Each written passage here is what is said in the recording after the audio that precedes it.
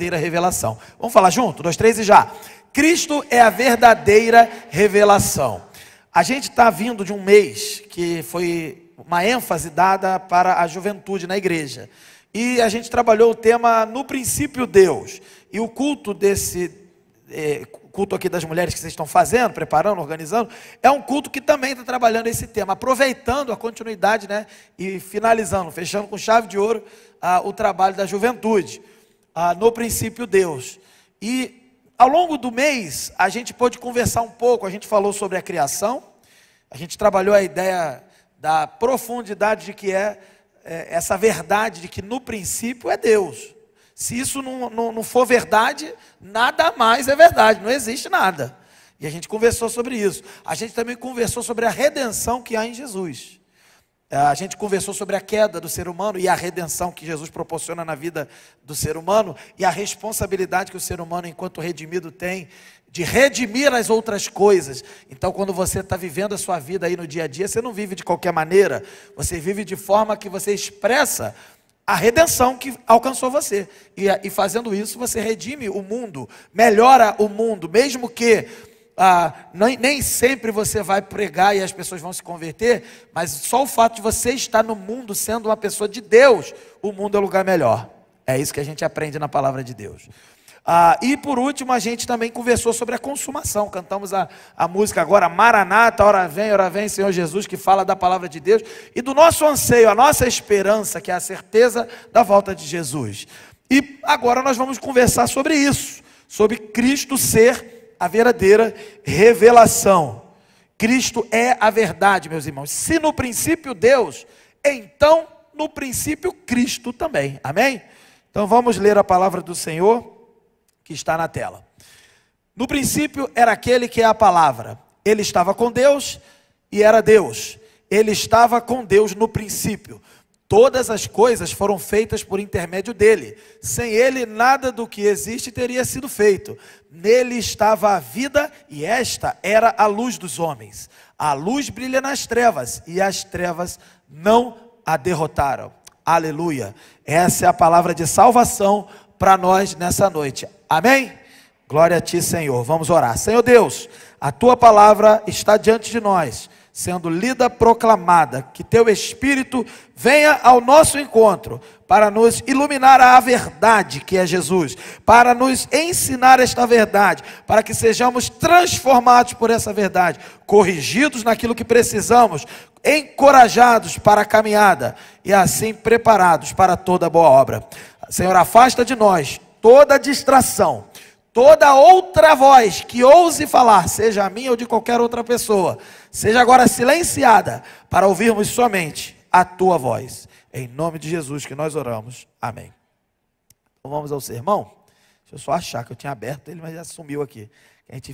Até hoje eu tenho que comprar um tablet. Meu tablet ficou ruim, eu fico pregando no celular, e o celular parece tanta coisa, daqui a pouco some o sermão. Mas está aqui, graças a Deus. Então, queridos, como eu estava dizendo, o nosso mês de agosto trabalhou tantas coisas importantes acerca desse tema maior, que é no princípio Deus, e agora somos obrigados, é inevitável, precisamos falar de Cristo, porque se no princípio Deus, então também no princípio Cristo. Acabamos de ler um texto que fala disso. Esses primeiros 5 versículos apresentam o primeiro ponto do meu sermão, que é esse número 1 aí que está na tela. O Filho é Deus. Isso é fundamental. Isso é extraordinário. É interessante como João, quando escreve o seu evangelho, ele faz uma conexão imediata com Gênesis, para não haver dúvidas. Não que os outros evangelhos deixam alguma dúvida, mas o evangelho de João tem uma intenção principal, uma intenção de revelar que o Filho é Deus. Por isso o título do nosso sermão, Cristo é a verdadeira revelação. Muitas religiões tentam revelar algo sobre Deus, muitas pessoas tentam falar algo sobre Deus, tentam dizer que tem alguma revelação, mas a verdadeira revelação de Deus está em Cristo, amém? Então, esse primeiro ponto eu queria fazer alguns destaques com vocês, a cada versículo que a gente leu aí.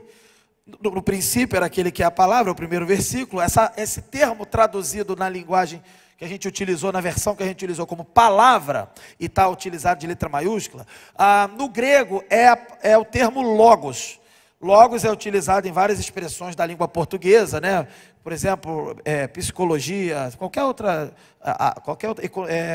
disciplina que usa a terminação logia, né? Que a gente costuma utilizar e traduzir como estudo. Porém, a palavra logos, ela é muito mais do que estudo e conhecimento. João, quando escreve o seu texto aqui, essa abertura, a gente chama de prólogo do Evangelho, isso é poético, isso é profundo, isso é espiritual, mas ele está também trazendo um profundo conhecimento no contexto da linguagem grega, então também da cultura grega, que ele, enquanto judeu, estava banhado, porque os irmãos sabem, os judeus estavam cativos de várias nações, e teve um período que eles foram cativos também dos helênicos, que são os gregos, né, no contexto de Alexandre o Grande. E ali houve uma tentativa de dominar todo mundo pela cultura, pelo conhecimento.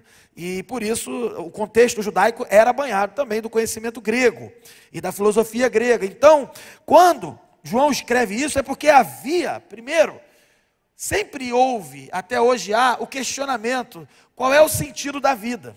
Qual é o porquê das coisas?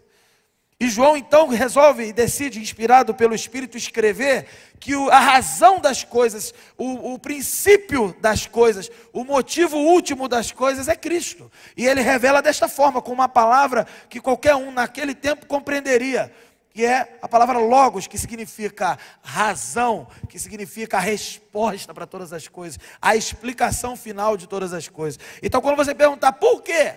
Por que acontece isso? Por que eu passo por determinada coisa? A resposta é porque Cristo. Porque tudo vai apontar para Cristo. Por isso que Paulo em Romanos vai escrever: por todas as coisas que operam, nós lemos aqui, para o bem daqueles que amam a Deus. E o bem daqueles que amam a Deus é conhecer a Cristo e ser como Cristo. Amém? Tudo aponta para Cristo. Efésios, Paulo vai escrever em Efésios 1, versículo 9 e 10, que todas as coisas vão convergir para Cristo. A história do Evangelho, a história da Escritura, de Gênesis e Apocalipse, ela aponta a Cristo, ela não é sobre eu e você.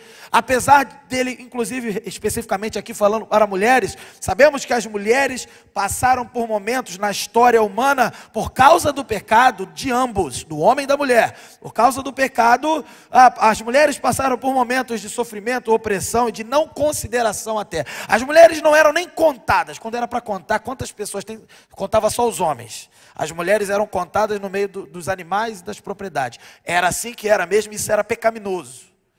E quando houve, então, a revelação de Jesus e o Evangelho foi apresentado para o mundo, as mulheres alcançadas pelo Evangelho, elas passaram a ser consideradas, contadas, citadas, e inclusive com papel fundamental na igreja do Senhor. E isso é motivo de glorificar a Deus, porque o Evangelho, apesar de ser, e graças a Deus que não é sobre nós em primeiro lugar, ele é sobre Cristo, é por causa de Cristo mesmo, e é por causa de tudo que Cristo fez, já que ele participou ativamente da criação, é que eu e você, eu como homem e vocês como mulheres aqui, predominantemente, eu sei que tem homens aqui acompanhando, vocês então são considerados, e são colocados numa posição de filhos, e não mais de pessoas abandonadas, perdidas pelo pecado, e no caso das mulheres até nem contadas como pessoas.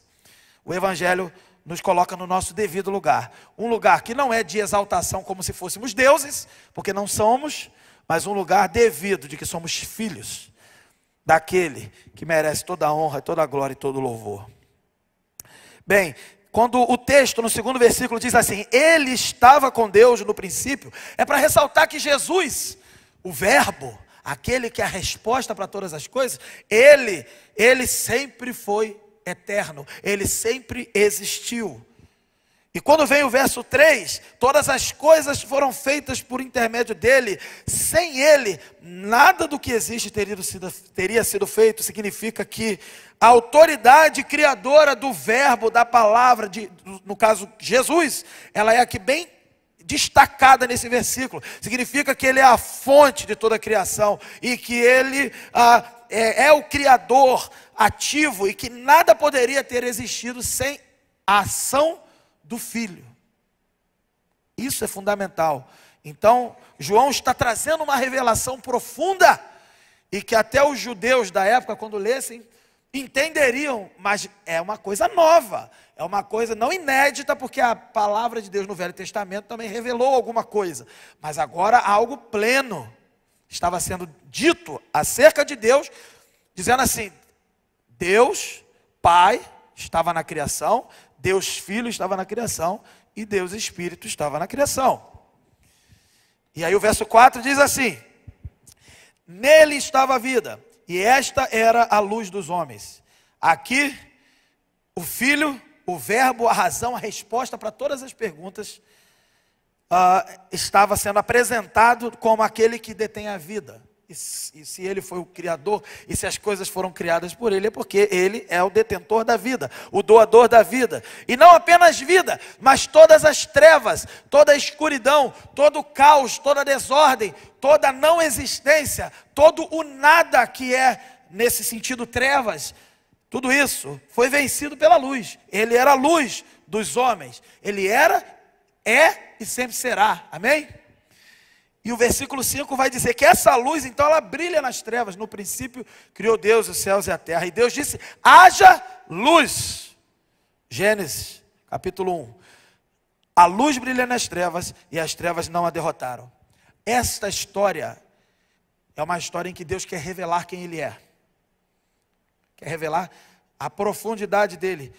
O máximo que é possível o ser humano compreender acerca de Deus. E um ser infinito, um ser inalcançável, Deus transcendente, diz a teologia, totalmente fora da criação, mas ele se torna imanente, ou seja, ele se torna acessível, para que seja encontrado, para que seja percebido, para que seja descoberto, para que seja revelado. E ele faz isso através do Filho, que é a expressão exata do ser de Deus. Então, nesse primeiro ponto, não há dúvidas, o Filho é Deus. O Filho não é apenas um profeta, como vão dizer por aí. O Filho não é apenas um grande homem que viveu nesse mundo, não. Ele é um grande homem. Ele morreu e ressuscitou. Ele está nos céus agora, no trono, reinando, enquanto o Espírito Santo trabalha conosco para a proclamação do Evangelho. Ele não foi apenas um grande pregador, talvez um realizador de milagres no poder do Espírito Santo de Deus. Isso tudo é maravilhoso, mas ele não é apenas isso, ele é muito mais do que isso. Ele é Deus. Todas as coisas existem por causa dele. É por isso que Paulo conclui a sua adoração, uma das suas adorações lá em Romanos 11, 36, que foi a nossa divisa: pois dele, por ele, para ele são todas as coisas. Glória, pois, a ele eternamente, para sempre, amém. Então, queridos, tudo é por causa de Cristo, para Cristo, e é por meio dele. Você está aqui por causa dele. Nós vivemos por ele, para ele, e tudo é para ser devolvido para ele. Amém? Bem, primeiro ponto está bem claro, aprendemos, né? Cristo, que é a verdadeira revelação, essa verdadeira revelação é de que ele é Deus. O segundo ponto que eu queria contar para vocês, que o próprio texto vai dizer já nos versos 10 a 14, que nós não lemos, mas vamos falar aqui, é que o Filho, que é Deus, está entre nós. Por isso que a Bíblia vai chamar de Emanuel, Deus conosco. O Deus inacessível, por essência. Quem olhasse para Deus na sua plenitude, na plenitude da sua glória, morria. A Escritura sempre disse isso. Tanto que quando Moisés teve que contemplar a Deus, teve que ficar de costas. Lembra dessa história? Então quem tem acesso a alguma parte, algum fulgor da glória de Deus, morre. Mas em Cristo vemos totalmente Deus e não morremos, ressuscitamos.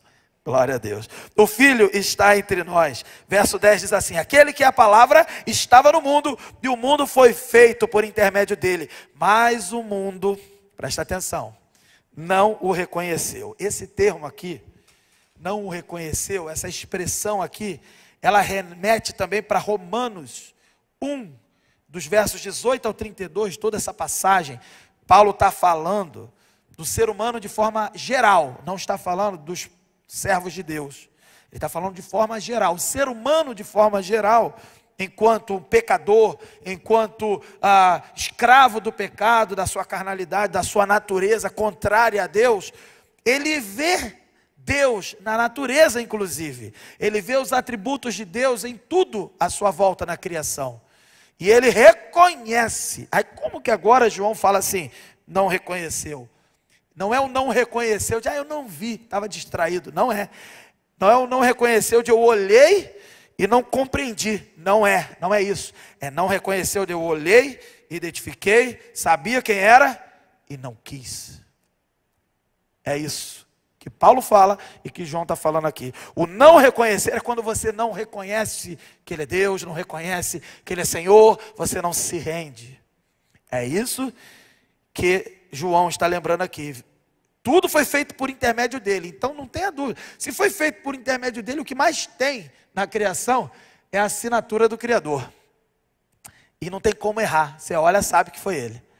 Mas você fala assim, enquanto pecador, o ser humano fala assim, não quero. Eu vou inventar uma religião, mas eu não adoro esse Deus aí. Eu vou me render aos quadrúpedes e aos répteis, conforme está escrito em Romanos.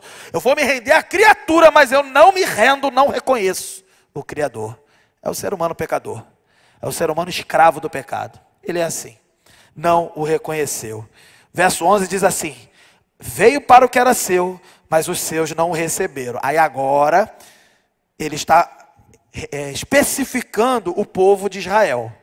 Ele primeiro falou do mundo que não reconhece. Apesar de ter a revelação mínima, vamos dizer assim, geral de Deus na natureza, não o reconhece, não se rende a Ele, adora qualquer coisa, está nas trevas. Paulo vai reforçar isso. Recomendo você procurar no canal da nossa igreja os sermões que estão falando de Romanos 1.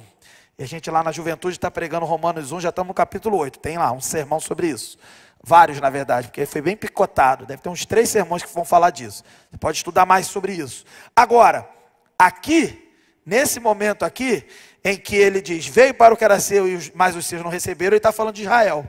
Ele está falando do povo que Deus separou, do povo que Deus conduziu, desde Adão, aí chega ali, né, nasce Abel, Abel morre por causa de Caim, aí vem Sete para ser o substituto da linhagem que seria por Abel, e a partir de Sete vem Noé, e depois vem todos os patriarcas, e vem o reino de Israel, o reino de Davi, o trono, o reino que não terá fim, e profetas e tudo mais, até que chega em Cristo, herdeiro do trono de Davi, por intermédio de José, seu pai adotivo. Então herdeiro por uma filiação adotiva, inclusive, Jesus. Então aparece essa linhagem aí. Então Israel, como povo, saberia reconhecer. Veio para os que eram seus, veio para os seus. Jesus era judeu. Jesus, inclusive, enquanto vivo na terra, vivendo a sua vida, cumprindo o seu ministério, praticou a religião judaica. E foi correto na religião. Foi o único ser humano que viveu nesse mundo e cumpriu a religião judaica. E obedeceu a lei de Deus. Ele mesmo disse que não veio abolir a lei, mas veio cumpri-la. Então ele cumpre. Bem, o povo de Deus, naquele contexto Israel, naquele contexto mais específico, os judeus não o reconheceram. Não o reconheceu. Não o recebeu. Mas aí olha que interessante, olha a graça de Deus. O mundo não o reconheceu. O povo de Deus não o recebeu. Mas ainda assim a graça de Deus, que aqui foi dito que a graça nos conecta ao amor, né? O amor de Deus revelado nessa graça. Diz assim, contudo, verso 12, aos que o receberam, aos que creram em seu nome, deu-lhes o direito de se tornarem filhos de Deus, os quais não nasceram por descendência natural. Então ele está falando assim, não é povo de Deus porque é filho de Abraão, porque é da descendência de Abraão, que tem o sangue de Abraão, que tem a biologia dos judeus, não. Aqui já está claro. Não é por descendência natural, nem pela vontade da carne, nem pela vontade de nenhum homem, algum homem, mas nasceram de Deus. Aleluia. Esse evangelho te alcança e te salva enquanto uma pessoa que é de outra nação, né, chamada Brasil, porque você não foi considerado da linhagem de Abraão biológica, mas foi considerado da linhagem de Abraão espiritual, por causa de Jesus. Se a gente dependesse de descendência natural, a gente não estava lascado. Mas a descendência, ela é espiritual, ela é do próprio Deus. Nós nascemos de Deus e podemos glorificar ao Senhor por esta graça, por este amor, que mesmo nós não reconhecendo Deus na criação, mesmo o povo de Israel não recebendo Jesus, o verbo, a resposta para todas as coisas, o Deus encarnado, o homem Deus, Filho de Deus, Deus vivo, verdadeiro, verdadeiro Deus, verdadeiro homem, mesmo o povo não recebendo, não entendendo, o plano de Deus nunca foi ser uma linhagem biológica, porque seria, talvez houvesse até mérito humano nisso, mas uma linhagem espiritual que o próprio Deus teve a coragem, a ousadia, como a gente chama, ousado amor, de fazer em pessoas que eram hostis a Deus, inimigas de Deus, que não queriam Deus, Ele nos transformar em filhos de Deus. Não nascemos por vontade humana, nascemos de Deus. Aleluia. Se dependesse de nascer de vontade humana, meu Deus. E o verso 14 vai dizer assim: aquele que é a palavra, o verbo, o logos, tornou-se carne e viveu entre nós. Olha o Emanuel aí de novo. Vimos a sua glória, glória como unigênito vindo do Pai, cheio de graça e de verdade. Queridos, o milagre da encarnação do Filho de Deus aqui, que é destacado, diz o seguinte, que o verbo de Deus não apenas se torna homem, mas ele vive entre nós, habita no nosso meio, e ele revela, enquanto vive entre nós, a glória de Deus, os atributos de Deus. Foi isso que ele fez. Quem olha para Cristo vê o Pai. Por isso que os discípulos perguntaram: mestre, mostra-nos o Pai. E ele diz assim: mas eu estou esse tempo todo com vocês e vocês ainda não viram. Quem olha para Cristo vê o Pai, porque quem olhar para o Pai sem olhar por Cristo morre. Então esse é o segundo ponto que eu queria destacar. O Filho, que é Deus, Ele também está entre nós. Amém? E o terceiro e último ponto, volta aqui um pouquinho, passei.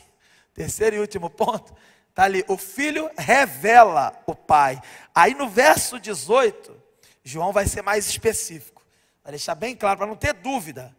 E olha, gente, tem gente que tem dúvida até hoje, por isso que eu escrevi o título do sermão assim: Cristo é a verdadeira revelação. Tem gente ensinando nos seminários das igrejas, e eu conheço jovens entre nós, no nosso meio, que passaram por certos seminários, por aí, certos cursos de Bíblia, vamos dizer assim, e que não tinha Bíblia nenhuma, e que estavam dizendo inclusive que Jesus não é Deus, que Deus só há um, o Deus supremo, eterno, Yahvé e tudo mais, e que Jesus não é Deus. E quando você olha para João, como é que eu explico isso? Como é que a gente lê João e diz que Jesus não é Deus? Como é que a gente lê o Evangelho de João e diz que Jesus não é Deus? Jesus, em João 8:58, quando estava num debate com os fariseus que queriam derrubá-lo, tem uma hora lá que eles estão falando de Abraão, que eles eram filhos de Abraão, e Jesus vai falar que eles eram filhos do diabo, porque eles não se comportavam igual a Abraão, não agiam igual a Abraão. E estava um debate, Jesus falando mesmo na lata o que eles eram. Aí teve uma hora que Jesus falou assim: eu vi o dia de Abraão e me alegrei. Aí eles falaram: como é que você viu o dia de Abraão se você não tem nem 50 anos e Abraão já viveu há muito tempo atrás? Aí Jesus fala assim: antes de Abraão existir, eu sou. Aí os caras não aguentaram, tacaram pedra em Jesus. Jesus sumiu, porque ele não era a hora dele entregar a sua vida. Mas veja, não há dúvidas, pela Escritura, pelo Evangelho, Jesus é Deus. E eu não sei por que tem gente que ouça, quer dizer, eu sei, por causa do pecado, por causa da carnalidade, por causa do diabo, por causa do Satanás, por causa do anticristo, dá o nome que você quiser. Esses caras aí, esses demônios aí, eles querem roubar a glória de Deus e esconder a verdade de Deus. Mas Jesus, Cristo, é a verdadeira revelação de Deus. Portanto, o Filho revela ao Pai, e João não deixa dúvida no verso 18: ninguém jamais viu a Deus, e não vai ver dessa forma, que todo mundo, eu quero ver no seu fulgor, na sua glória. Tu olhar um pedacinho, tu morre. Como que eu vou ver a Deus? Vendo o Filho, aqui, mas o Deus unigênito. Lembra como é que é a definição de Jesus? Porque Deus amou o mundo de tal maneira que deu o seu Filho unigênito, único gerado. Gerado eternamente, não é gerado criado, gerado eternamente, por isso eterno, e Deus, que está junto do Pai, o tornou conhecido. Está escrito aqui: ninguém jamais viu a Deus, mas o Deus unigênito, traduzindo Jesus Cristo, o verbo, a razão para todas as coisas, a resposta para todas as perguntas, o motivo de toda essa história, que está junto do Pai, o tornou conhecido. É preciso entender que o plano do Pai quer revelar a sua divindade através de Jesus. através do Filho. Ah, mas eu quero ver Deus de outra forma. Não tem outra forma. É o Filho. Veremos face a face o Filho. Veremos face a face o homem ressuscitado e glorificado. Jesus, que é a expressão exata do ser de Deus. O termo aqui, ninguém jamais viu a Deus, deixa claro que Deus é transcendente, totalmente fora, inalcançável. Não há como o homem pegar uma nave espacial agora, viajar pelo universo e alcançar Deus. Não vai. Ninguém consegue. Tentaram fazer uma torre de Babel. O que aconteceu? Deus mesmo lá deu uma confundida neles lá, misturou as línguas e deu ruim. Não conseguiram. O homem não vai conseguir. Porque mesmo que tivesse como conseguir, Deus faz não conseguir, porque Deus não quer dessa forma. E Ele sabe por quê. A gente sabe também. Se a gente chegar a Deus do jeito que a gente morre. A gente ainda está com a presença do pecado em nós. Nós somos vencedores em Cristo. Nós temos existem três aspectos da vitória de Cristo sobre o pecado. Ele venceu o pecado e venceu também na nossa vida isso. Ele venceu porque a culpa do pecado não está mais em nós, foi colocada nele. O poder do pecado não mais está em nós, porque Ele nos governa agora. Mas a presença do pecado que está em nós, está no universo, está na criação, está na natureza, só no dia que Ele voltar. Então nós estamos numa luta com essa presença. Se você se apresentar diante de Deus com esse corpo ainda contaminado pelo pecado, será destruído. É isso que a Bíblia diz. Ninguém jamais viu a Deus. Aqui, essa invisibilidade de Deus, essa inacessibilidade de Deus, ela é mencionada também, por exemplo, em 1 Timóteo 6,16, que vai dizer literalmente assim: Deus habita em luz inacessível. Veja lá que você vai, confere lá, é verdade. Então, isso confirma que a gente depende, para chegar a Deus, depende de uma mediação, depende de uma revelação divina de Deus, que é o Filho. O Filho revela o Pai. Deus unigênito, já falamos sobre isso, Ele está no seio do Pai. O seio do Pai significa que Ele é um com o Pai e Ele tem comunhão plena com o Pai. E essa relação do Pai com o Filho e também com o Espírito Santo de amor é uma relação que nos ensina como vamos nos relacionar aqui, enquanto servos de Deus, entre os nossos irmãos e também nas nossas famílias. E aqui diz que quem revelou a Deus, aqui ó, ou o tornou conhecido, foi quem? Foi o próprio Filho, foi Ele. Jesus não é somente um pregador, um mensageiro. Mensageiro tem muitos, anjos são mensageiros. A palavra anjo significa mensageiro. Jesus não é apenas mensageiro, mas Jesus também é a mensagem. E não apenas a mensagem, Ele é o próprio Deus revelado. Então Ele revela tudo sobre Ele, através da própria existência e manifestação dEle. E a gente pode entender então que Ele é a imagem do Deus invisível, lá em Colossenses 1,15. E que Ele é a expressão exata, como eu tinha falado, do ser, da natureza de Deus, em Hebreus 1,13. E com tudo isso, para terminar nosso culto, e para terminar o nosso sermão também, com tudo isso, eu queria trazer algumas lições rápidas para vocês. Primeiro, para os que procuram a verdade. O primeiro ponto aí, quem está procurando a verdade, quem está querendo saber qual é a verdade é Cristo. Jesus disse: eu sou o caminho, a verdade e a vida. Portanto, o que eu faço com isso? Aceite, abrace a verdade por completo. Não pegue só a metade. Ah, eu gosto de Jesus só na parte que Ele ama, mas não gosto de Jesus quando Ele corrige, quando Ele fala para eu não pecar, quando Ele fala vai, não peques mais. Eu gosto da cura. A cura é muito bom. Mas na hora que Ele manda, vai, não peques mais, eu não quero não. Isso está certo, irmãos? Está certo? A gente tem que pegar a verdade por completo. Jesus é a verdade. Aquilo que nos corrige para o nosso próprio bem, amém?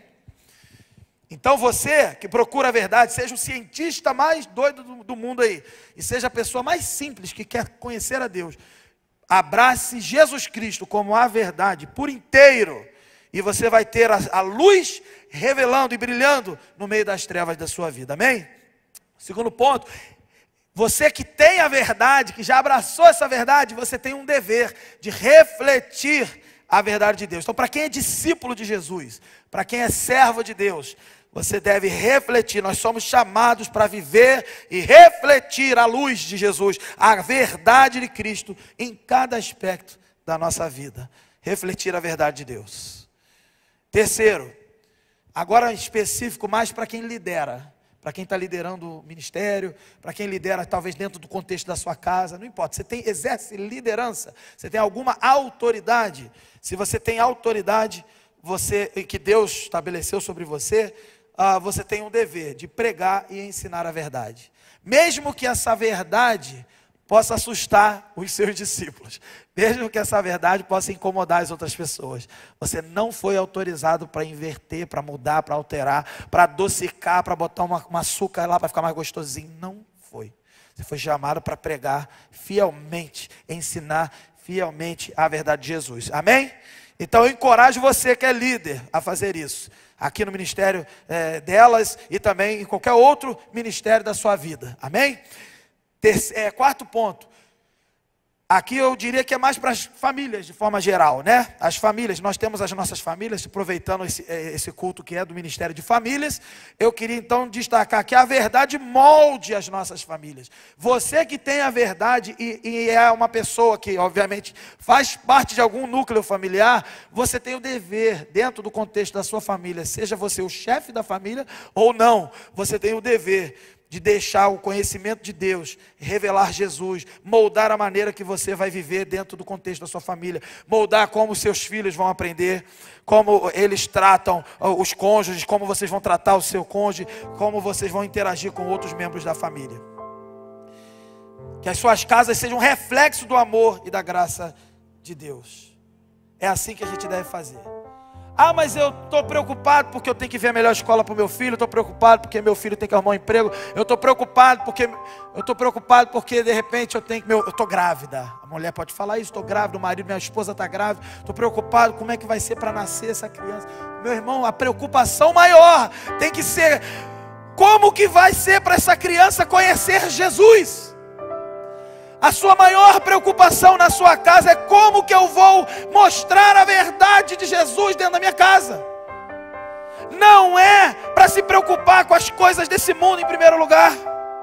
Buscai primeiro o reino de Deus e a sua justiça, as demais coisas vos serão acrescentadas. Jesus estava falando de comida e bebida vai ser acrescentado. Pregue Jesus na sua casa, emprego, carreira, hospital para nascer filho, sei lá, vai ser acrescentado. Confie e creia. Quando você inverte isso, meu irmão, aí para consertar vai dar um trabalho. Mas amém, Deus faz milagre. Confie no Senhor. Os 3 últimos. Que a verdade seja o fundamento. Essa aqui é para todos nós, mas eu queria puxar para o lado dos jovens, porque eu cuido de jovem, mas serve para todo mundo. O jovem está construindo a vida, o jovem está correndo atrás de um monte de coisa, o jovem, o adolescente está estudando, e a gente, enquanto pai, fica incentivando, você tem que estudar. Daqui a pouco a gente incentiva tanto ele correr atrás da vida, que ele perde a vida de Cristo, e corre atrás da vida que na verdade é morte. O que adianta o jovem ser um grande médico, um grande advogado, a melhor profissão do mundo que você escolher, que você inventar, que alguém inventar aí, e morrer? Ir para o inferno. O que adianta salvar a sua vida, resolver a sua vida e perder a sua alma? Jovem, você deve viver a sua vida, e vocês como pais, a gente como pais também, apoiar os jovens a viver uma vida que seja fundamentada nesta verdade de que Jesus é Deus, de que só por Jesus todas as coisas acontecem. Não tem professorzinho de faculdade, ateu, não tem. O que tem é Cristo, somente Cristo, amém? 6º, penúltimo ponto, que a verdade guie as nossas ações em tudo, inclusive, vou fazer um destaque específico ao nosso trabalho. Todo mundo aqui em algum nível trabalha, ou você trabalha lá fora em alguma profissão específica, ou você trabalha também na sua casa. Agora, como que eu trabalho, tendo em vista que o trabalho é algo de Deus? Por mais que seja sofrido, e só é sofrido por causa do pecado e não por causa de Deus. Por mais que seja sofrido trabalhar, e pode ser a coisa mais legal do mundo, se virar trabalho, vira sofrimento, é verdade. Mas por mais que seja sofrido, a sua responsabilidade enquanto alguém que trabalha, é no trabalho revelar o Criador, revelar a verdade, no princípio Deus, no princípio Cristo. Não se esqueça disso, que você tenha ética no seu trabalho, que você tenha um comportamento exemplar. Sirva como quem serve não a homens, mas a Deus. Último ponto, E agora eu vou puxar uma sardinha para as mulheres. Um destaque especial para esse culto de mulheres maravilhoso aqui. Que a verdade derrame dons espirituais também. Para vocês mulheres e para todos nós, mas com ênfase para as mulheres. Que assim como Cristo, espelhando-se em Cristo, que vocês mulheres usem os seus dons para servir, para ensinar, para liderar, dentro e fora da igreja. Em qualquer lugar. Que a verdade de Deus revelada em Jesus possa fortalecer vocês para enfrentar todos os desafios. Os desafios do pecado que está dentro de vocês ainda, que vocês estão lutando. Os desafios do pecado das outras pessoas. E até vamos considerar os machistas da vida, que seja. Porque não tem, no evangelho não tem machista nem feminista. Tem quem serve a Deus. Em equilíbrio. Então seja o que for que estiver te afetando, que você foi chamado. Mulher, para usar os dons, para servir, ensinar e liderar. Tanto dentro quanto fora. E que vocês sejam também, sabe o que? Mentoras. Preparem as próximas gerações. Nós fomos chamados para preparar os que vão continuar. Jesus preparou os que continuariam a obra dele até que chegou em você. Nós temos que, minimamente, por gratidão, de que alguém preparou alguém, que preparou alguém, isso indefinidamente até que chegou a você, você tem que preparar alguém também. As meninas, as mulheres que estão sendo formadas aí, elas precisam de vocês. Ensinarem para elas a verdade, que Jesus é a resposta para todas as coisas. A conclusão do nosso sermão é essa. Em Cristo a gente encontra a revelação de Deus, nós já falamos. Ele não só mostra quem Deus é, mas Ele nos ensina como viver de acordo com essa revelação. Em qualquer área da vida. Mas que cada um de nós possa responder a essa verdade. Você precisa responder a esta verdade todos os dias. Porque não é todo dia que tu está animado. Não é todo dia que tu está achando que está tudo maneiro. Não, tem aquele dia que tu não quer. Tem aquele dia que tu não está afim. Não estou afim, quer saber. Nesse dia também, você precisa se dedicar ao Senhor, se revelar ao Senhor. Se revelar no sentido de colocar os seus pecados diante dEle, as suas lutas diante dEle. Para que a verdade dEle preencha o seu coração mais uma vez. Nós não temos desculpa para dar, porque está difícil, não vou fazer. O que eu posso dizer para Deus é igual o salmista. Ai, está doendo, Senhor, até quando? Isso eu posso. Agora eu não posso parar. Parar nunca. Retroceder jamais, somente para frente. Para o alvo que é Jesus. Então que cada um de nós possa responder essa verdade com fé, com amor, com dedicação. E que a gente possa ser renovado por essa palavra. Se você estava pensando em desistir, não desista, porque a resposta para a sua pergunta é Cristo. O verbo de Deus. Você quer outra resposta? Não seja rebelde. Você quer um detalhe a mais? Às vezes Deus dá detalhes, explica coisas para a gente. Olha, isso aí aconteceu porque você fez isso ou fez aquilo. E quando Deus não disser nada, a minha graça te basta, porque Cristo é tudo em todos. Não precisamos de todos os detalhes e de todas as respostas. Os apóstolos perguntaram para Jesus quando ele subiria aos céus. Perguntaram assim: quando é que o Senhor vai restaurar o reino de Israel, o trono de Israel? Jesus estava subindo aos céus. Aí Jesus falou: não é a hora de vocês saberem essas coisas. Vai descer o Espírito Santo, fique em Jerusalém. Vai descer o poder do alto sobre vocês. E vocês serão minhas testemunhas em Jerusalém, Judéia, Samaria e confins da terra. Queridos, vamos entender o que Deus quer para nós. Deus não vai dizer todas as coisas agora, mas o que Ele disse é profundo e completo e é total. Jesus Cristo é a resposta para todas as coisas. Aleluia. Se há alguém não crente que me ouve, que você possa encarar com seriedade esta revelação.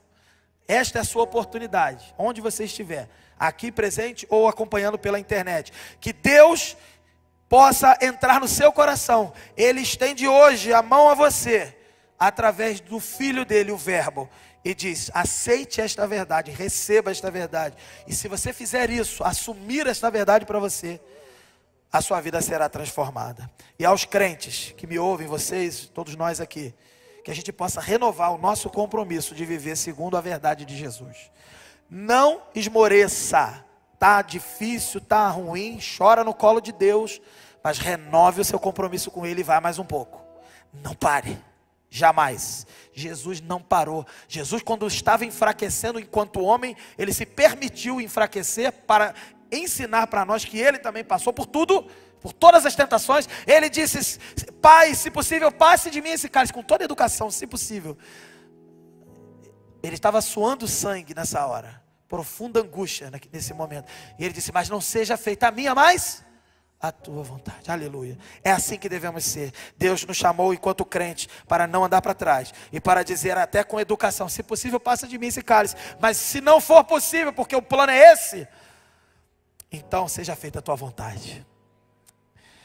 Que o Espírito Santo, que o Filho e que o Pai nos fortaleçam e nos guiem com todo a trajetória da nossa vida, todo o caminho que a gente tem que trilhar, e que a gente possa resistir às tentações e às adversidades até o último dia, até que Ele venha e para enxugar toda lágrima. E que para tanto o Senhor nos abençoe. Vamos orar.